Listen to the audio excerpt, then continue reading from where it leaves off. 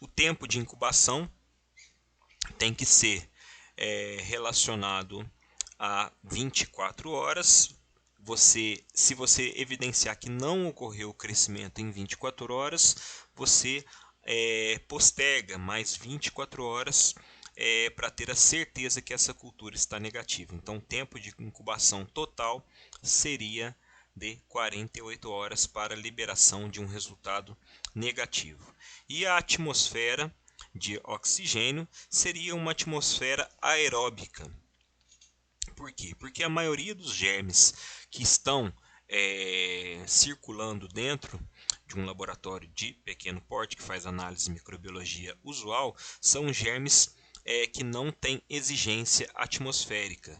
Geralmente eles são anaeróbios facultativos, ou seja, para eles a presença ou ausência de oxigênio indifere o seu crescimento, ou microaerófilos, que eles também permitem sustentam um crescimento com uma pequena quantidade de oxigênio. Então, a quantidade normal de oxigênio atmosférico é a indicada, tá bom? Tá travando, né? Não tem problema não, depois vocês puxam a aula lá do YouTube, beleza? Vou voltar só aqui a questão número 1, porque eu esqueci de começar a gravar, eu vou responder ela novamente. Cite os principais tipos de meio de cultura utilizados em semeadura primária. Então, nós temos os meios diferenciais, que eles têm uma reação, que geralmente acompanha o crescimento bacteriano, geralmente uma reação colorimétrica, ou então um formato específico de colônia. Tá? Nós temos os meios não seletivos, que são meios bastante nutritivos, e esses meios de cultura eles permitem o crescimento de qualquer espécime bacteriano, usualmente isolado no laboratório. E nós temos os meios seletivos, já esses meios eles contêm aditivos que não permitem determinadas classes de bactérias crescerem. Então eles selecionam determinadas classes bacterianas, tá bom? Passamos então para a questão número 3, que eu voltei aqui na 2 porque eu não tinha começado a gravar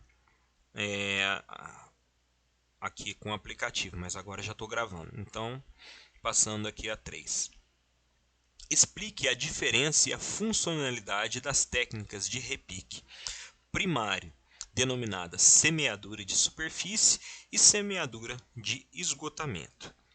A semeadura de superfície ela é utilizada quando você quer fazer uma contagem de colônias, ou seja, uma cultura quantitativa em uma amostra. Então, para isso, você utiliza um instrumento calibrado e você vai colocar uma quantidade exata com o auxílio desse instrumento da amostra a ser semeada nessa placa e vai espalhar por toda a superfície.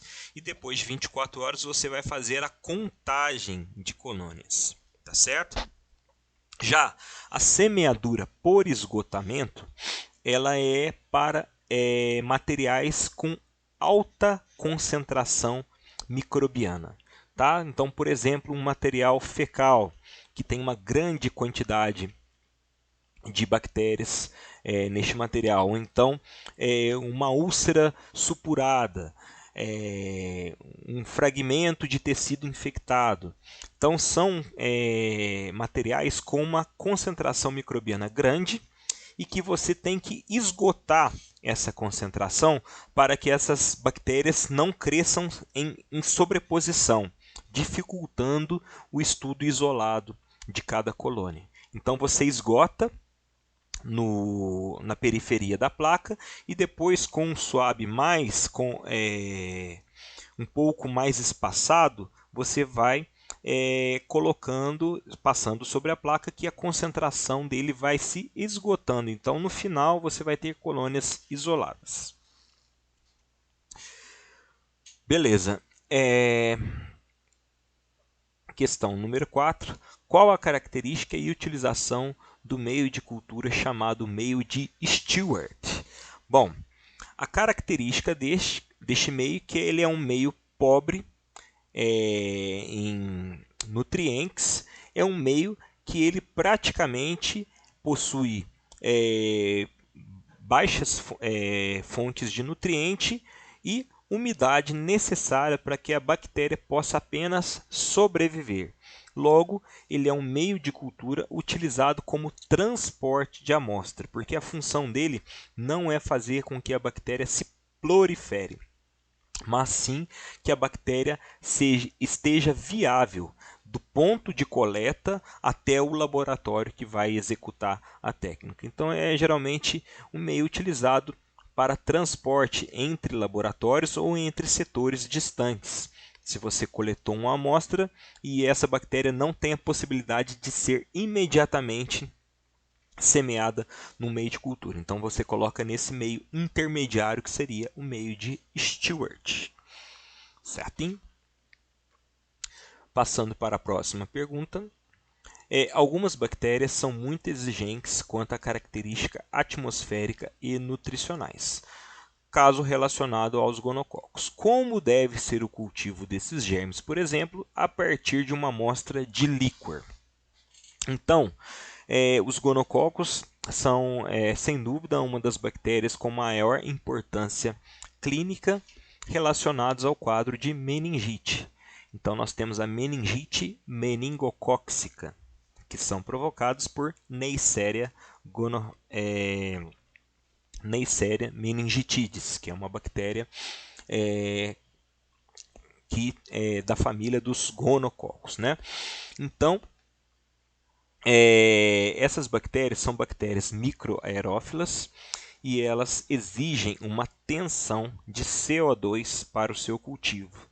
Antes disso, elas também são uma família bacteriana muito exigente em critérios nutricionais. Então, para o seu crescimento adequado, é necessário que você faça o repique dessas bactérias num agar chamado agar chocolate.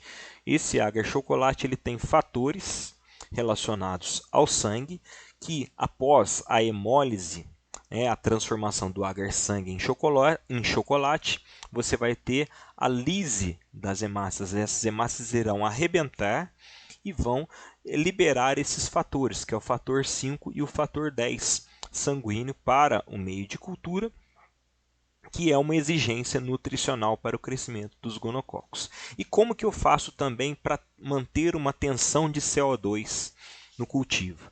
Sempre que eu vou cultivar o líquor para a pesquisa de gonococos, eu tenho que colocar a placa numa espécie de jarra, ela se chama jarra de Gaspach.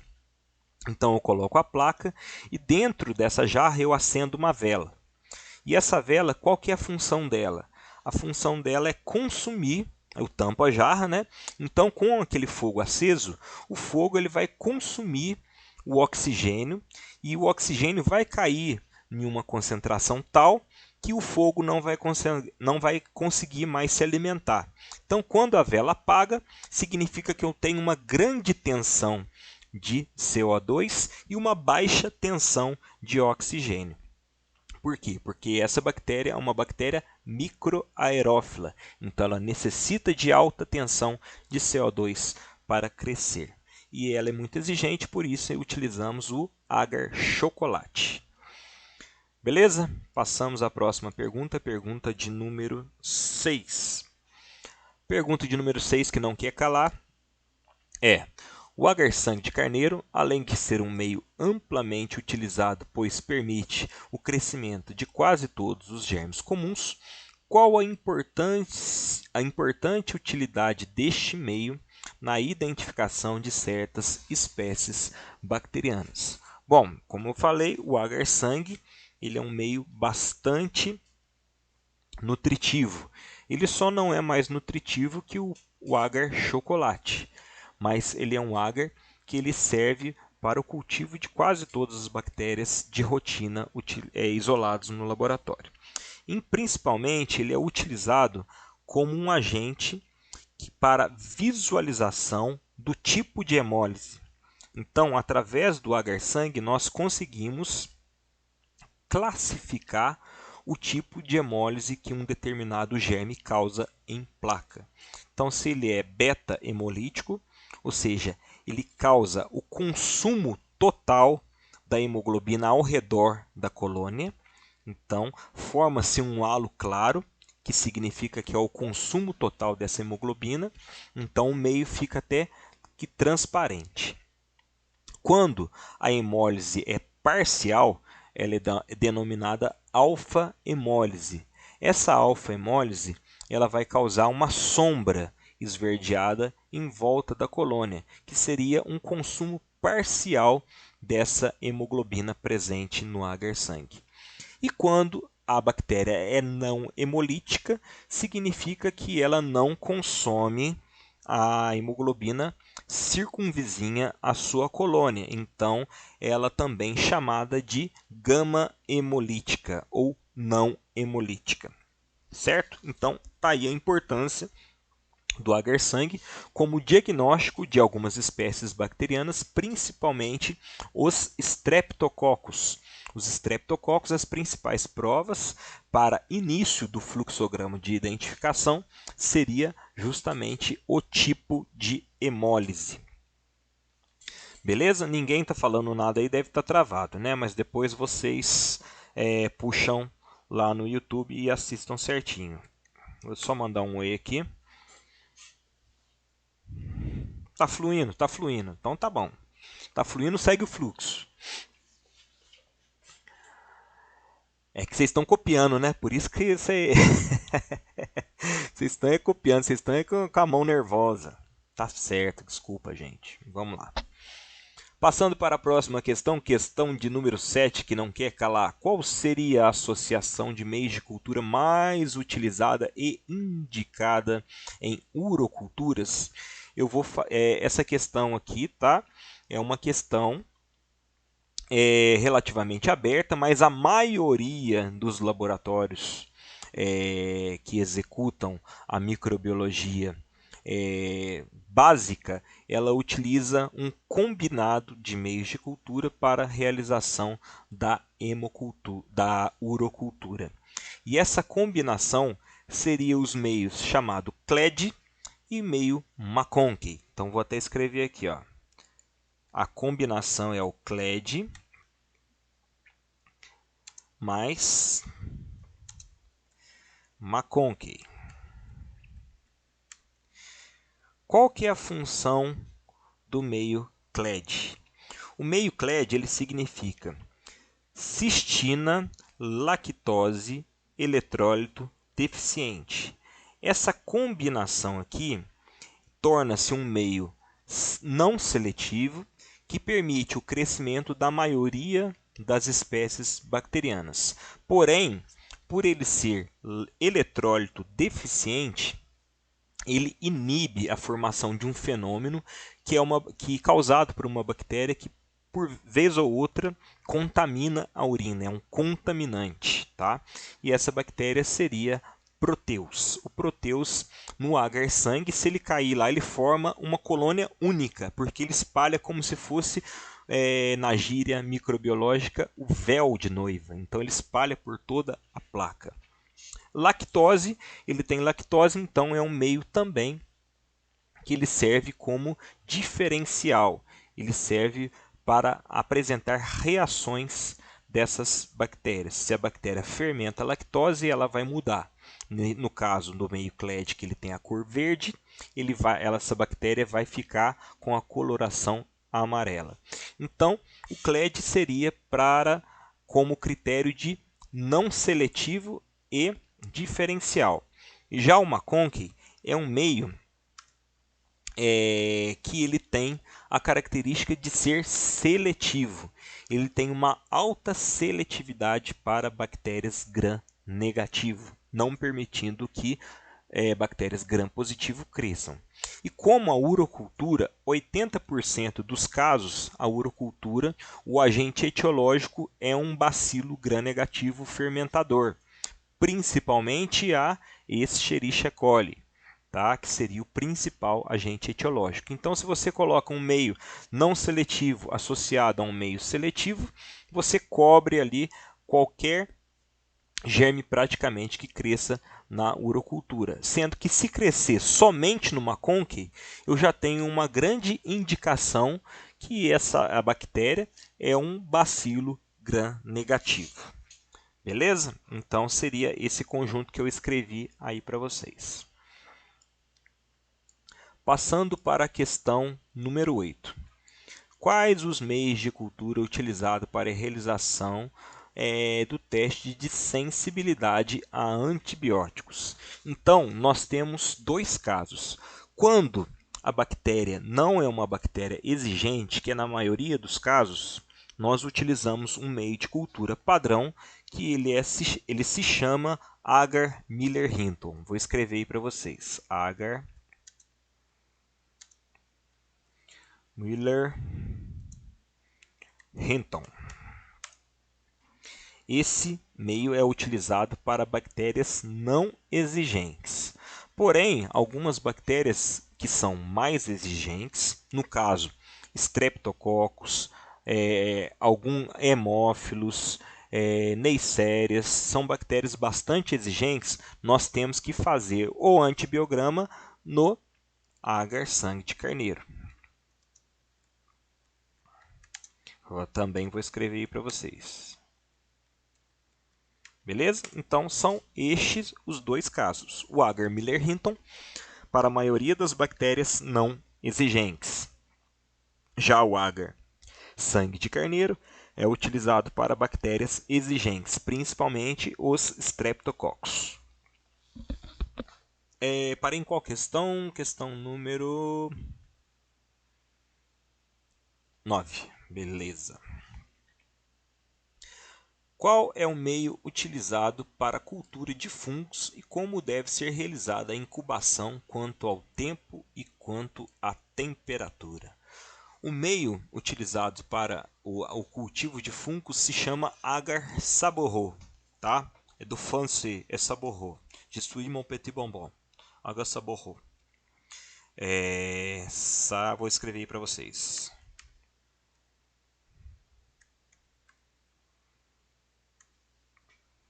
Agar saborro. Peraí.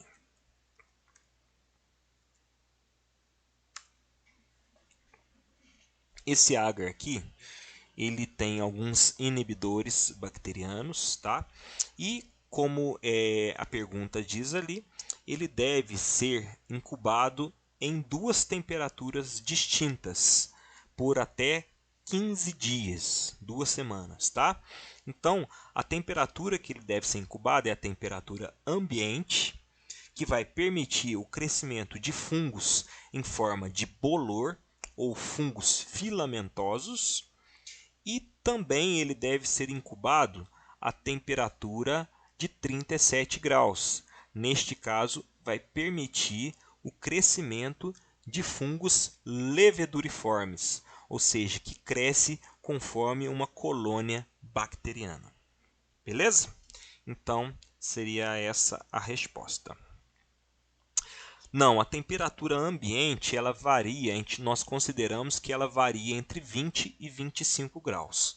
E a temperatura de 37 graus seria a temperatura que simula a temperatura do corpo. 20 a 25 graus deve ser uma temperatura em um laboratório. Lógico, se você morar em Manaus, você vai ter um laboratório que, se não tiver ar-condicionado, você vai ter uma temperatura de 40 graus. Aí não vai crescer nem as bactérias normais. Então, todos os laboratórios são obrigados, por legislação, em ter controle de temperatura. E a temperatura do laboratório deve sempre se situar entre 20 e 25 graus. Beleza? Aí consideramos ambiente. Respondido? Partindo aqui para a questão número 10. Explique um mecanismo baseado no teste de identificação microbiológica denominada catalase e qual a principal utilização. Então, a catalase seria uma enzima que ela vai catalisar a reação de dissociação do oxigênio presente no peróxido de hidrogênio, ou seja, na água oxigenada. Aquela mesma água oxigenada que nós douramos os nossos pelinhos, nós descolorimos os nossos cabelos. Essa água oxigenada, ela mesma, brincando, essa água oxigenada que nós aplicamos como teste é a água oxigenada 10 volumes, que é a água oxigenada utilizada para curativo. Então, a catalase é uma enzima que ela vai fazer com que o oxigênio seja liberado da molécula de água oxigenada, que também é chamada peróxido de hidrogênio. Então, quando a bactéria tem catalase, você pinga a água oxigenada dela, o que ela vai fazer? Ela vai borbulhar. Esse borbulho, essa formação de bolhas, é justamente a liberação do oxigênio da molécula de peróxido de hidrogênio. Tá? É a mesma coisa que acontece quando nós pingamos a água oxigênio, por exemplo, água oxigenada no sangue. Então o sangue borbulha, né? O sangue ele possui a enzima catalase. Então a bactéria que possui essa enzima também vai fazer a água oxigenada borbulhar. Tá? Então ele é um teste que ele é um dos principais testes utilizados para identificação de Gram positivo, aonde você vai separar, tá, a família catalase positiva da família catalase negativa, sendo que a família catalase positiva ela é representada principalmente por quem? Pelos estafilococos. E a família catalase negativa ela é representada principalmente pelos streptococos e pelos enterococos. Beleza? Partiu. Próxima.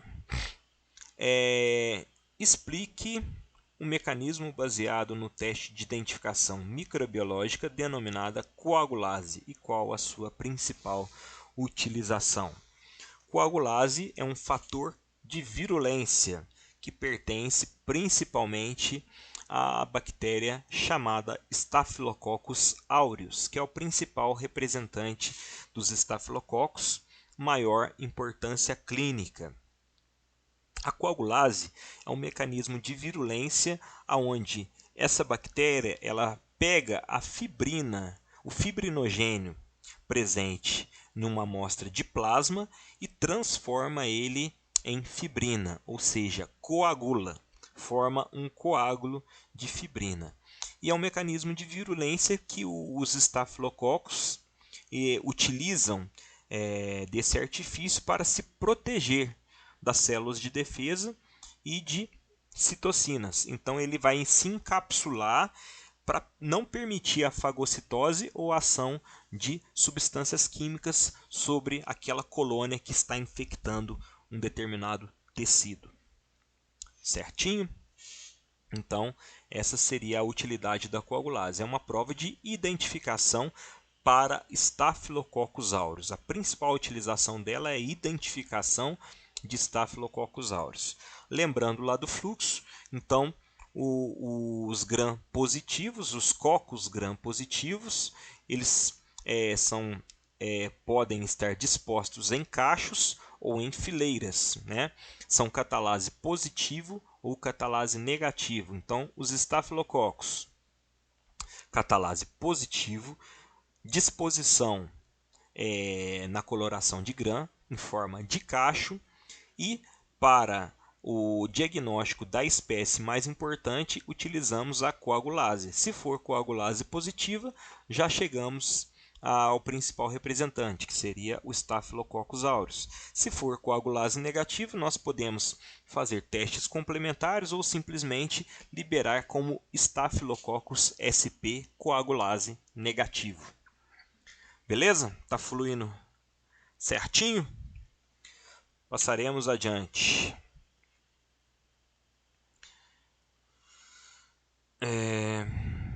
Número 12. Explique o mecanismo baseado no teste de identificação microbiológica denominada oxidase e qual a sua principal utilização. Então, pessoal, a oxidase ela é uma prova que vai aferir o metabolismo de utilização de açúcares ou carboidratos pela bactéria.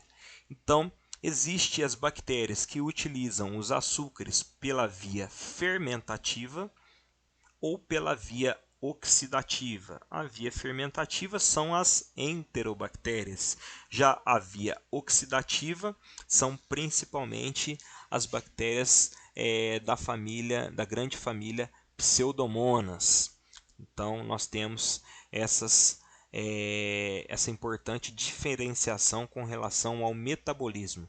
Então a bactéria ela vai catalisar a reação de utilização do carboidrato mediante a presença do oxigênio através da citocromo oxidase. Então, a bactéria que tem o metabolismo oxidativo, ela utiliza a citocromo oxidase para utilização deste carboidrato. E é típico da família dos Pseudomonas, tá bom? Do gênero dos Pseudomonas. Desculpe, às vezes eu falo gênero, quero falar família e vice-versa, mas é gênero Pseudomonas sp. Tá bom? Passamos para a próxima. Número... Nossa, toda hora eu perco. Por favor. 13, obrigado. Qual o significado do teste microbiológico positivo para indol? A positividade de indol significa a produção de triptofano pela bactéria. Simples assim. Certinho? Se a bactéria produzir triptofano, então nós temos um reagente, que é um reagente chamado reagente de Kovacs, que ele vai revelar essa produção de triptofano e essa prova vai ser indol positiva. Então, seria essa a resposta. Próxima questão, questão 14. Quais são as espécies bacterianas identificadas pela prova do PYR?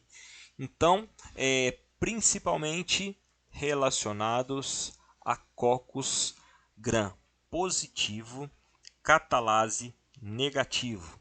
Então, duas espécies nós conseguimos identificar diretamente pelo PYR.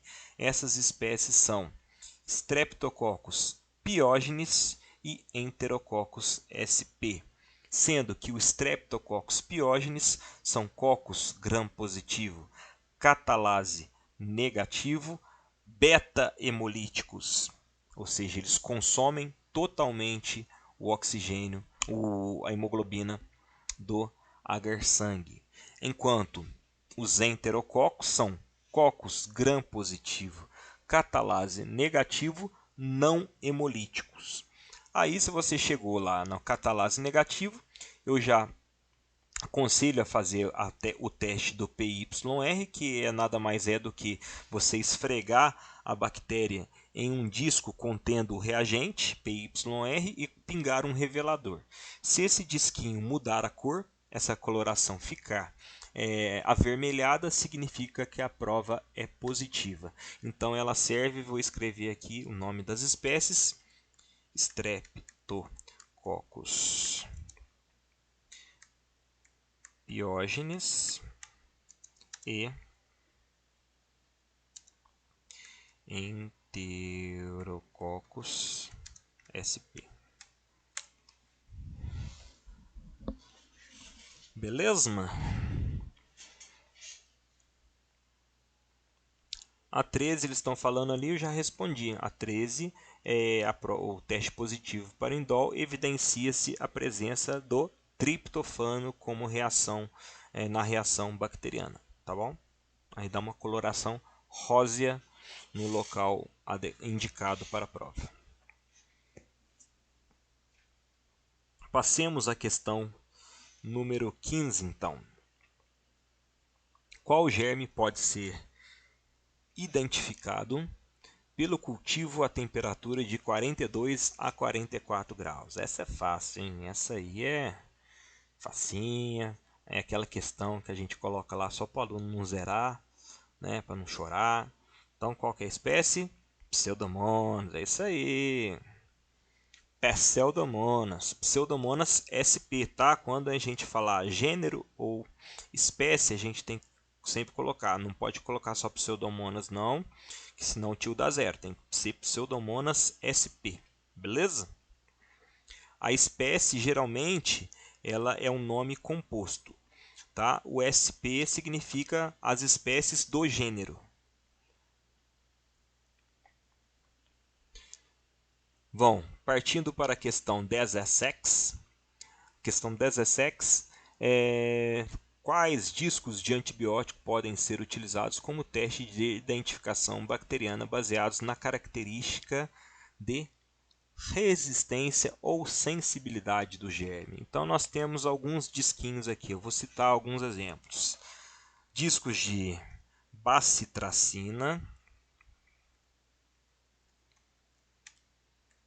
optoquina, novobiocina. 3 exemplos aí, ó. Todos esses discos aqui que eu coloquei, eles não são antibióticos usualmente utilizados em quadros infecciosos, a não ser a bacitracina, que existe uma pomada, que é a pomada neomicina bacitracina.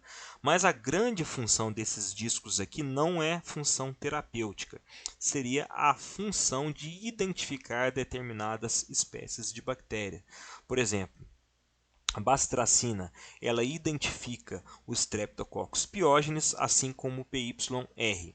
A optoquina já serve para a identificação de Streptococcus pneumoniae, e já seria um Streptococcus alfa-hemolítico. E a novobiocina é para a identificação de Staphylococcus saprophyticus, que é o Staphylococcus mais comum em infecção urinária. Tá bom? Então, são antibióticos que servem como características de identificação através do seu estudo da resistência bacteriana pré-existente a estes. Beleza? Então, vamos passar aqui para a próxima. Temos mais 15 minutos, depois eu deixo as considerações dos leitores. Questão 17, né?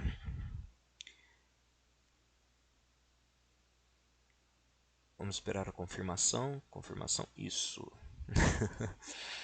Diga o provável germe a partir da seguinte informação: bacilo gram-negativo fermentador, lactose positivo, citrato negativo. Então aqui, ó, um bacilo gram-negativo fermentador, lactose positivo. Daqui, se você tem essa informação, eu já suponho que essa bactéria foi cultivada no meio de cultura McConkey, que ele é seletivo para gram-negativo e ele tem um indicador de lactose. E a Escherichia coli realmente é a única bacilo gram-negativo que não utiliza o citrato como única fonte de carbono. Então, seria uma bactéria facilmente identificada por esse fluxograma simplificado. Certinho? Perfeito. Escherichia coli. E, por favor, não escrevam E. coli, hein? Tem que escrever o nome na prova completo. Escherichia coli. Beleza? Vamos lá, então, para a próxima. Questões 18. Aí você me quebra, Fê. Quebra nada. Pelo contrário, não estou quebrando, estou construindo vocês como novos profissionais de ponta. Vamos lá, questões 18. Como é realizado o teste de motilidade bacteriana? Bom, a motilidade bacteriana, primeira coisa, não pode ser realizada em um meio líquido, porque no meio líquido a bactéria vai se mover, mas você não vai conseguir detectar ela a olho nu. E também não pode ser realizada em um meio sólido, porque esse meio sólido ele é muito rígido e não permite que a bactéria faça o seu movimento vibracional ou seu movimento direcional. Então, o meio de cultura utilizado para a prova de motilidade seria um meio de cultura semissólido, que ele tem uma consistência que permite a visualização dos movimentos vibracionais ou direcionais bacterianos depois de 24 horas de inoculação. Então, geralmente nós inoculamos a bactéria com uma ferramenta utilizada, agulha de perfuração, que é na verdade um pedaço, né, de metal. Esse metal é um metal apropriado, geralmente é níquel cromo. Você coloca a bactéria na ponta e você vai perfurar um meio que está presente um tubo. Este meio ele é semissólido. Então a perfuração tem que ser perfeita, ela tem que entrar retinho e você não pode mexer, não pode tremer, porque senão você simula falsamente o movimento que a bactéria teria. E no outro dia você vai ver certinho, dá para ver a movimentação da bactéria neste meio que é semissólido, tá bom? Então dá para ver uma turvação na zona de inoculação dessa bactéria.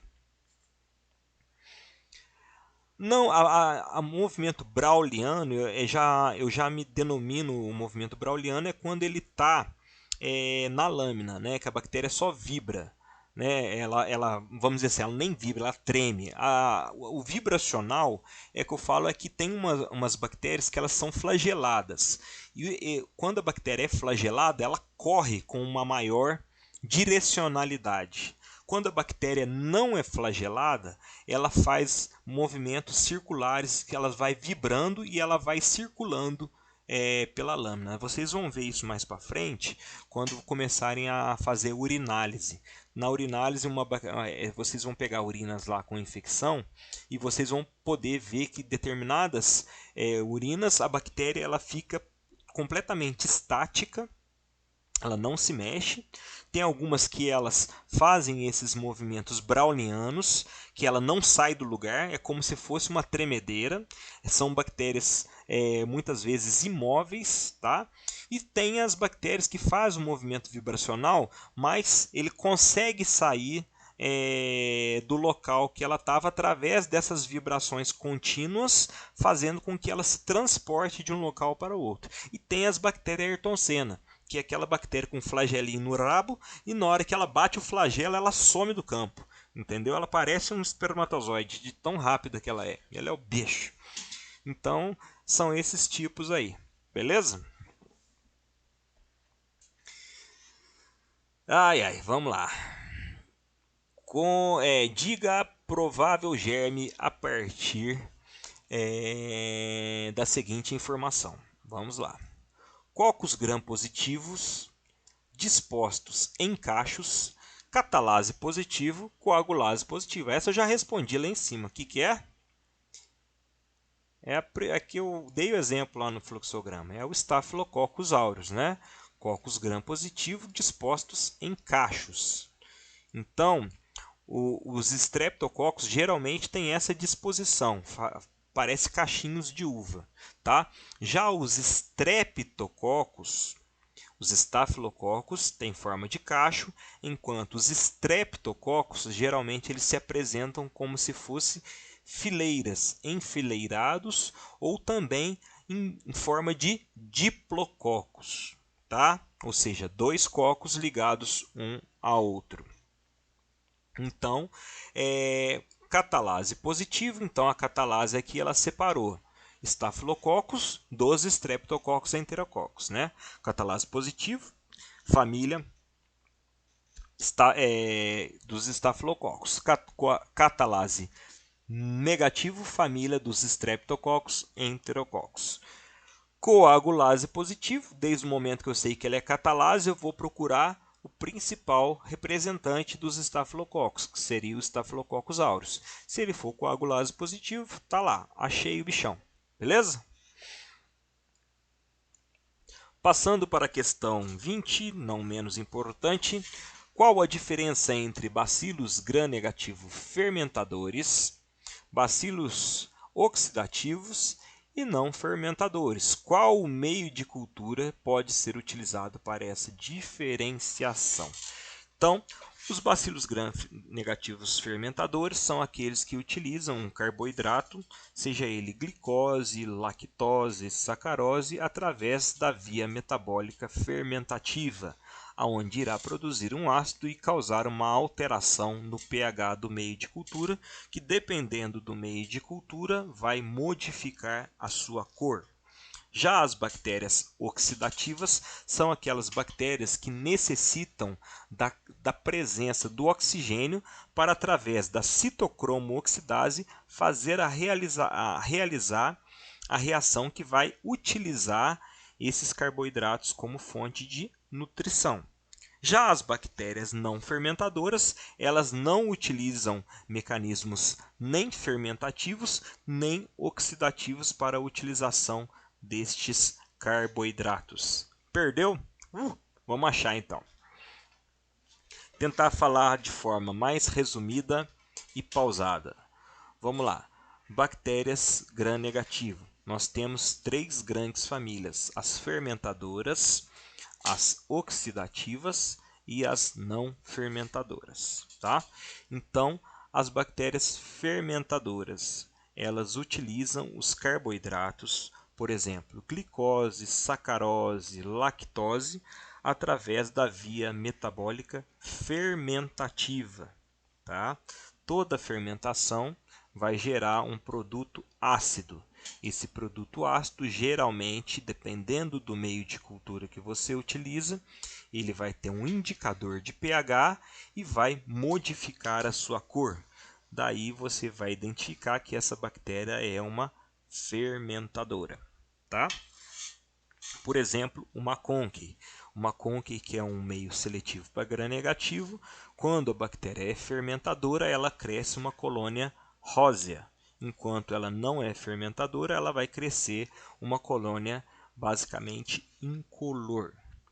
Já as bactérias oxidativas são as bactérias que utilizam como catalisador da reação para o seu metabolismo de carboidratos o oxigênio. Então, através de uma enzima chamada citocromo-oxidase, ela vai pegar o oxigênio e vai conseguir, através de uma reação de oxidação, pegar esse carboidrato e utilizar, certo? E as bactérias não fermentadoras são as bactérias que não utilizam nenhum destes mecanismos para a utilização destes carboidratos. Beleza? Não fermentadoras é a mesma coisa que a sacarolítica. Isso mesmo, ela não utiliza, ela não faz a quebra do açúcar. Fechou? Então, qual meio de cultura pode ser utilizado para esta diferenciação? Este meio de cultura, essa aí é prova de concurso, viu, gente? Essa prova aí é quente. Se chama glicose OF. Ela basicamente é formada por 2 tubos, sendo que um tubo você tem uma camada de óleo mineral, que não permite o contato do meio de cultura com o oxigênio.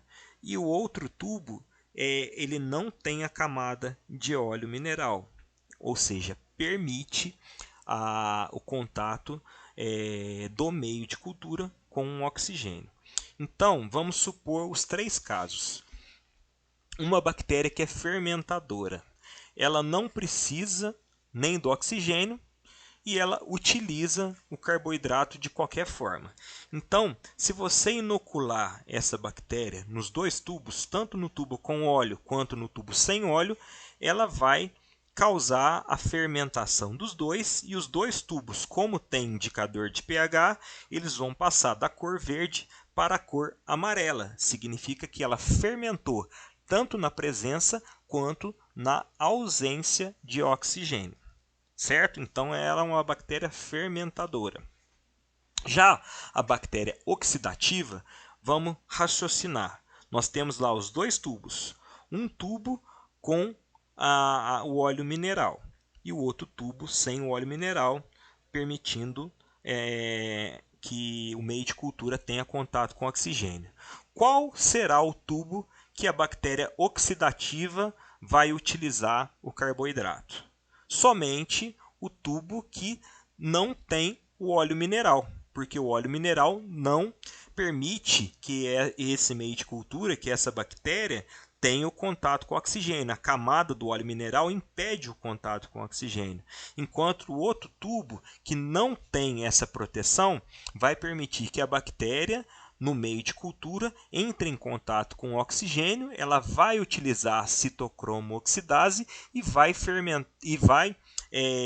transformar apenas o tubo que não tem o óleo mineral, que tem o contato com o oxigênio. Então, um tubo vai ficar verde, o outro tubo vai ficar amarelo.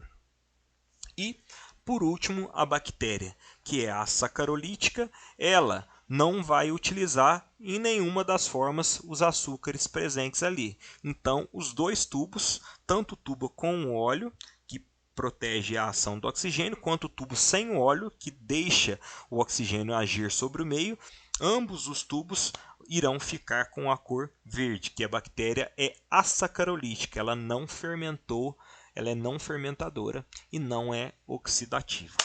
Fechou? Então, era mais ou menos isso aí que eu tinha para falar para vocês.